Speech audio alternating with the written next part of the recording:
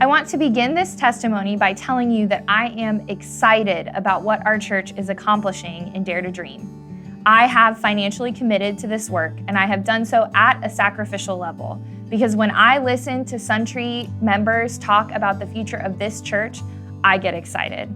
I am ready to see what God can do with our church when we are debt-free, and I believe we can do this.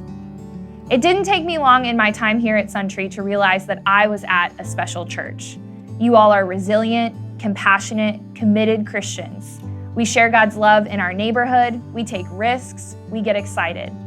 And for years, I've heard again and again, just imagine what we could be doing without a mortgage payment. The energy and excitement around finishing off this debt was palpable during the Finish Strong campaign, and I sense our commitment now. It is this same commitment that welcomes and loves our neighbors. It is this same commitment that shares what we have with others. It is this same commitment that has innovated our ministry in the years following the pandemic, that tends to a large property with playgrounds, a community garden that shares in the ministry of Jesus Christ here in this space. So I share in that commitment. I am committed to Dare to Dream because I believe the Holy Spirit is at work here. I've seen this Holy Spirit move in meetings, in hard decisions, in prayerful places, in new ministry. I am committed because I am a better Christian because I am a pastor here. I have experienced the extravagance of God's love again and again in this congregation. What better way to share the gifts that God has given to me than to invest above and beyond in making these dreams possible?